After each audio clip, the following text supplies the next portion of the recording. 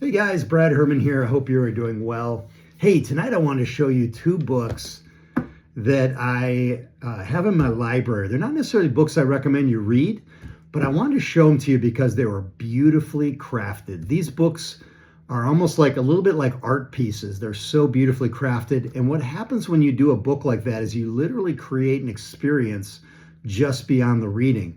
The book becomes almost an experience in your hands. It becomes a crafted art piece. The first book I want to mention is Ted Haggard's book, The Life-Giving Church. This book was published by Gospel Light Regal Books, put this out in 1998. It was at the pinnacle of Ted Haggard's ministry at New Life Church and the National Association of Evangelicals. I used to jokingly say that Ted was the evangelical pope because he reached so many people. The church at that time was probably 8,000 to 10,000 members. I don't know how big it was, but this book came out. Everybody who was anybody endorsed it, and it has the subtitle. I want to share this specifically because the subtitle on the Life-Giving Church is Rebuilding Your Church from the Inside Out. So the idea here is that there's something inside you want to bring out, and that's what they did with this design. It is so pretty. So you can see here, it's a pretty, I mean, it's a dual tone, kind of half and half cover of the dust jacket here, where half of it's blue and half of it's white, and the text reverses. But there's this beautiful cutout right here where there's color popping out of there in a really cool way, popping out. But anyway, so I want to show this to you because it's just so beautiful. I just recently bought this copy because I wanted one on my shelf because of how cool this is. But here's the deal. Here is the boards for this book. Look how beautiful that is. That is such a pretty book. And it is, the back cover is the same. The front actually has a little bit of wording on there from 1 Peter.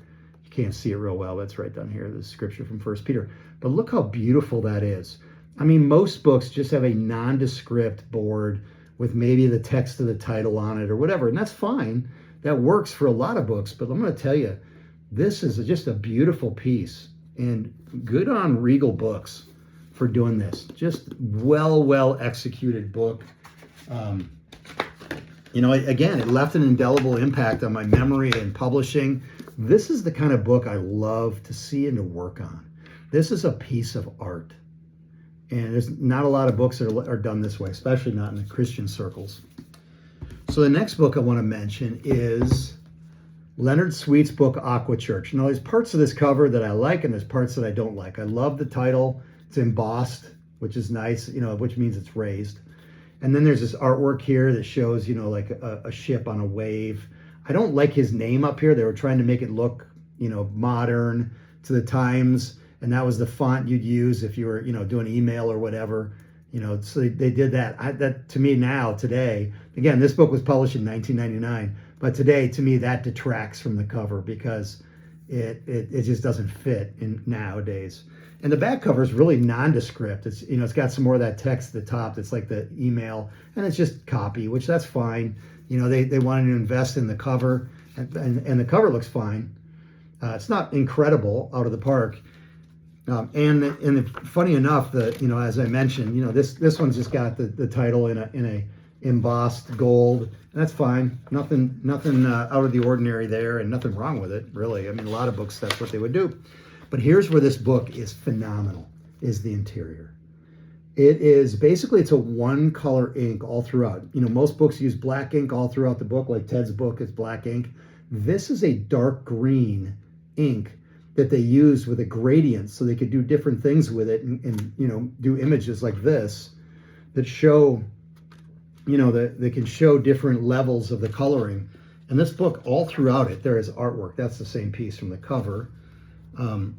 But all throughout it, there are pieces at the heads of chapters and at different areas. So the whole book is just beautiful. And it didn't cost them any more to do this because they're using a single color to do this. I mean, it's really phenomenal. This is beautiful, beautiful stuff. And so I love the creativity. If you're going to do a book, do it well. And I think, again, did this sell more books? It may not have. But you know what? When someone holds this book in their hands, they know that somebody put a lot of time into this and crafted a beautiful book. They invested time, they invested money, and it wasn't just, pushed out with the least amount of effort. I love to do books that have embossing and that are maybe even faux leather. I did a beautiful faux leather book I could show you sometime I did for Jermaine Copeland when I worked at Harrison House. But most of the time, our Harrison House budget just wouldn't allow for us to do that. And because of that, we just put out the regular, we had a cookie cutter system. We put out the regular book, and, there's some things we did that made books look better when we could, but it mostly was done on a strict budget. And so we could only do so much, if that makes sense. Look at this. Here is a page. It's like this is your personal log, captain's logbook. And so it's got what a cool layout, to take away for reflection as you go through this book. Again, the whole theme of the book is being a captain on a ship, and the ship is the church. And so how does the church ship log, how do we grow? How do we make right decisions? All that kind of stuff. But anyway, these are the two books. I just really wanted to share them with you.